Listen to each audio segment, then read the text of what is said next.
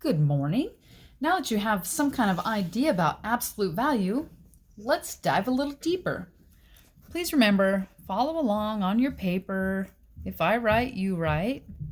Put your name. This is 2G. So we're going to understand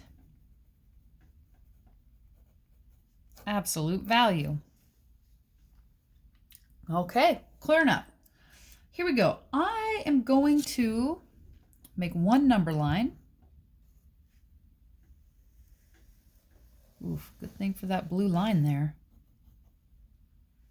Let's put 0 in the middle. 1, 2, 3, 4, 5. 1, 2, 3, 4, 5. 5 plus 5 is 10.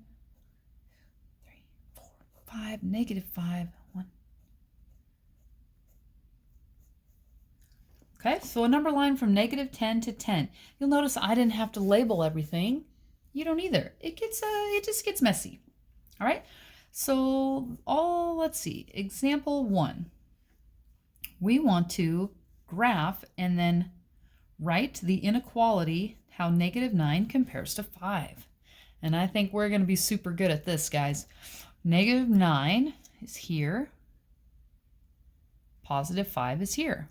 Which one's to the left? The negative 9. So it has the less than part pointing at it. Did I tell you I thought you were going to do great? Yes. All right, now we're good at that. How about this? The absolute value of negative 9 compares to the absolute value of 5.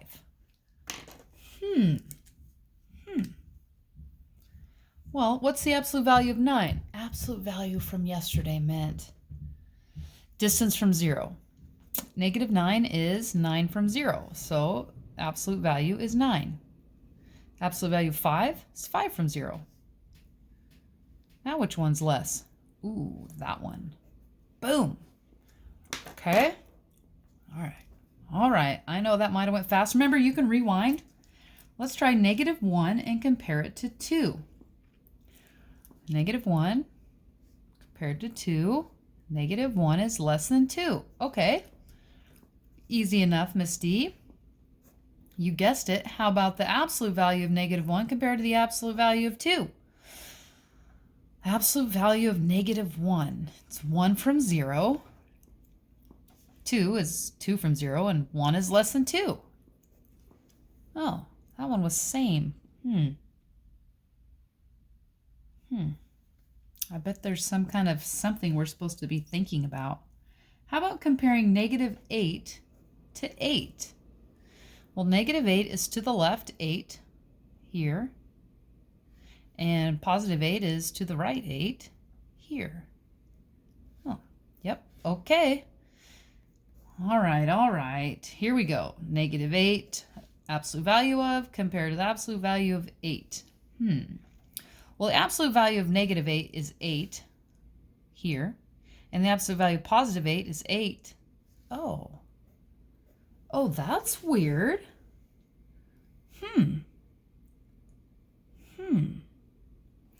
Notice that it's not like when we did opposites where it's switched every time. Let's kind of talk about what's happening here. So here, if you got rid of the sign in front of both of them and you just thought they were both positive numbers, this one is bigger. That's why when we do absolute value, it's bigger. But when it's a negative, then it would definitely be less than because it's even negative. But if this one were negative, it would still be true.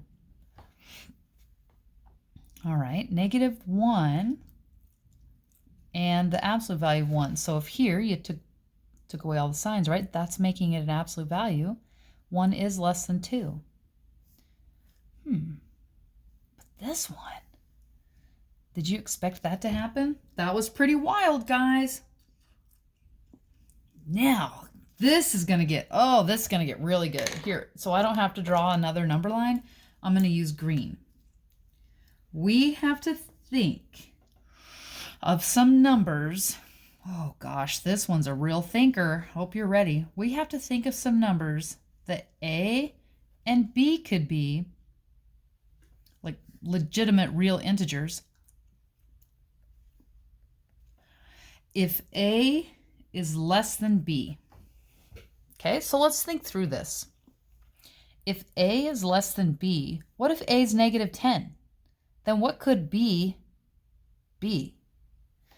If A were negative 10 and it had to be less than B, then B could be all of these options, right? If A were like 9, then B could only be 10 or anything bigger, right?